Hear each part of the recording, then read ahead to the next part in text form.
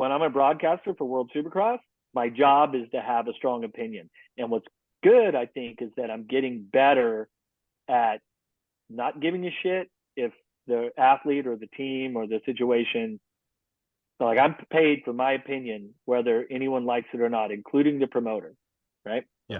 Yeah, it's pretty cool, that World Supercross. Obviously, the commentary you guys do, the series, you feel like the SMX is, that hasn't gone down a lot of people's eyes that well. I think it's been quite good, but there's obviously going to be teething issues. And I guess you feel like the fans and the sport have been quite forgiving with that. But with World Supercross, there's been a lot of piling on, and, you feel like some of the criticism's quite aggressive. I guess you would see it firsthand, mate.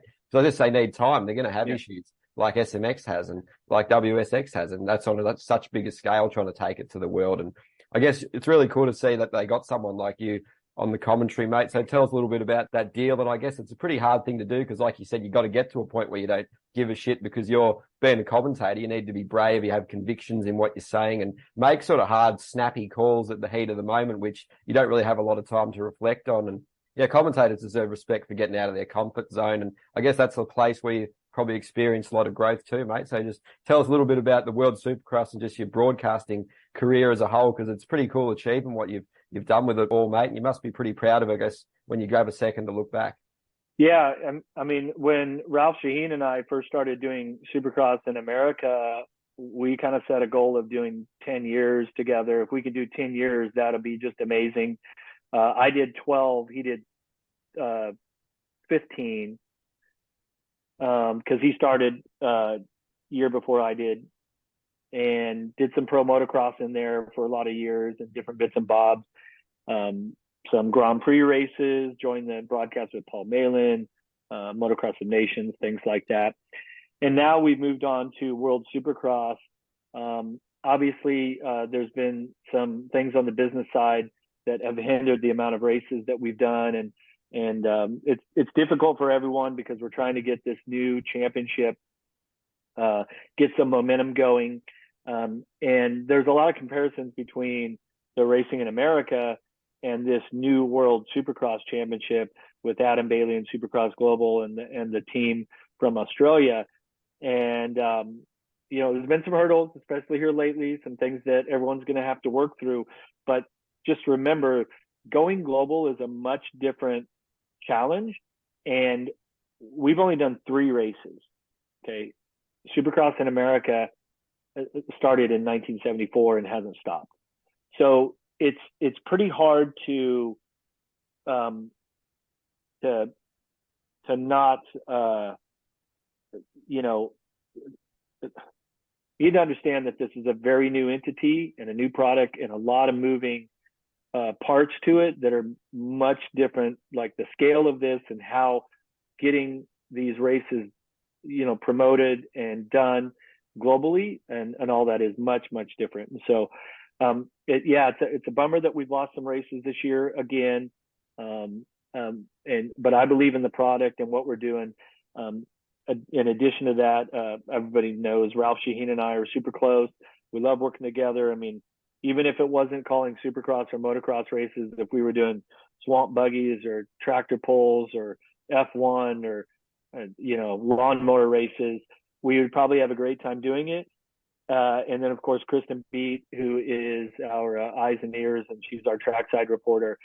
He could literally do anything. And so we enjoy being around each other, and we have a lot of fun with it. And that chemistry is so hard to really get together. And when you have it, you want to keep that group going.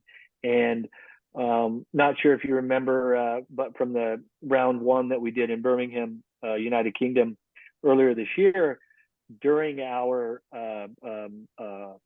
qualifying show, Kristen slipped and fell there was this big ramp going into the stadium, and she was standing there talking to some of the riders, and she slipped and fell, and we actually got it on camera.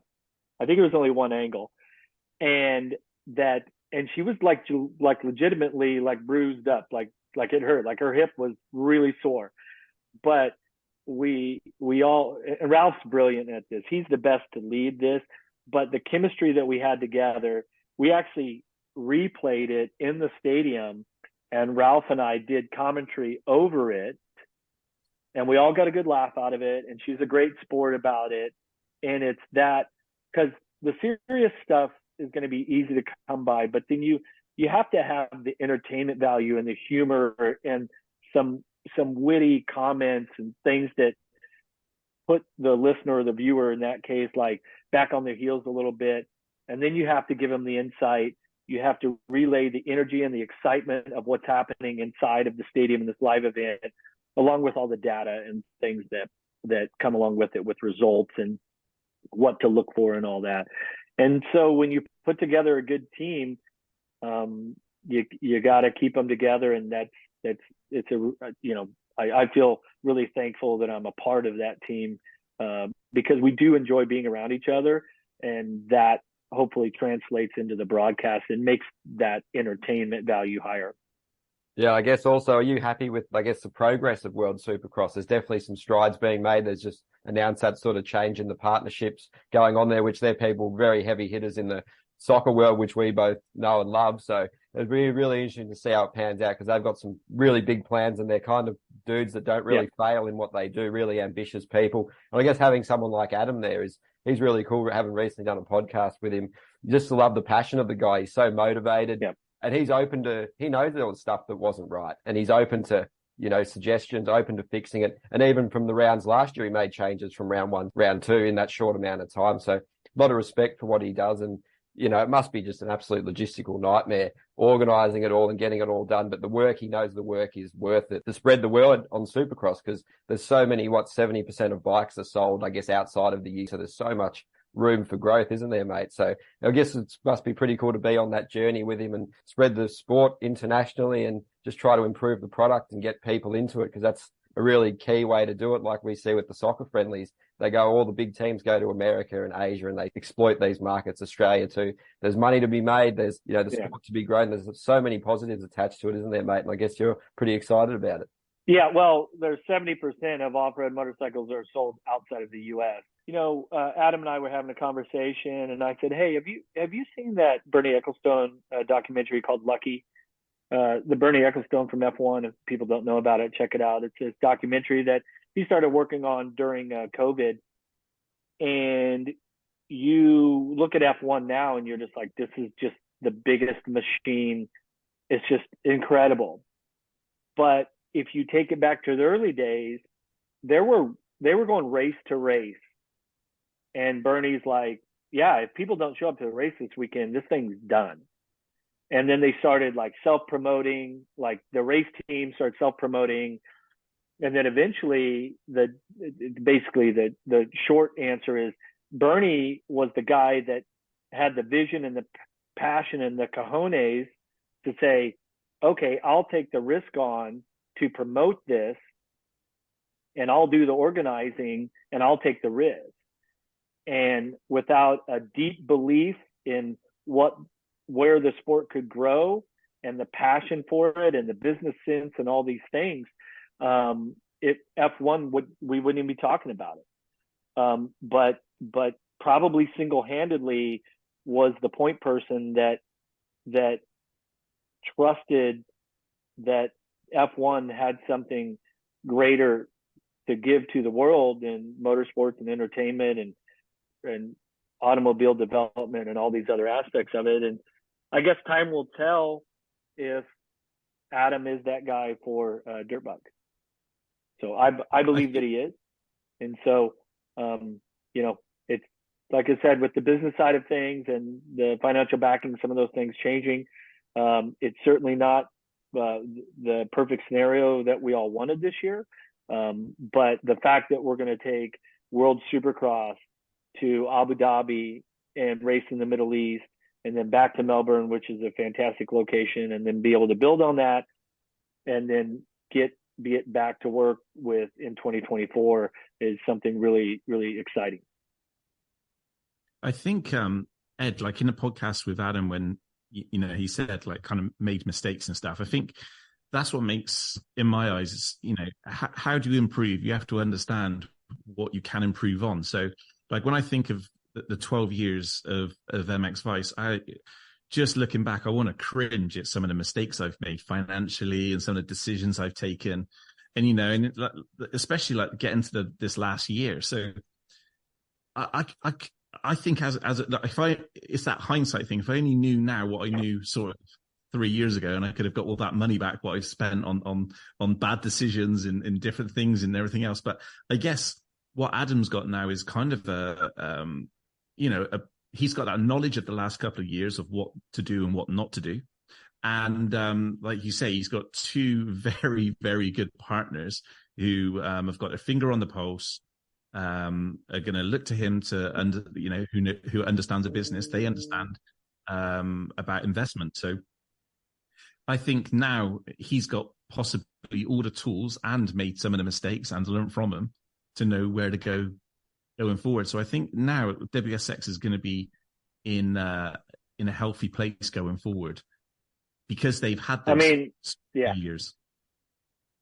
Yep. We certainly hope so. But you read, every business book by Donald Trump, by Richard Branson, you name it. Every one of these uber successful businessmen, you read these books and they talk about their experiences. Basically, every one of them says fail and fail often. It's like mxvice should be $1 billion company right now. All the mistakes you made, right? But that's still that. And that was a joke, by the way. That was a delayed laugh. It's so true.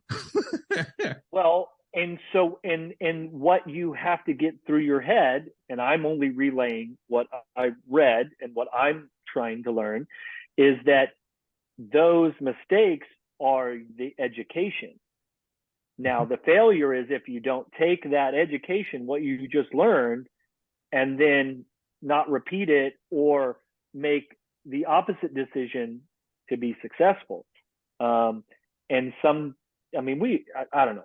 My whole life, the hard lessons have been, nobody can tell me anything. It's like straight out of a country music song or something. Can't tell me anything.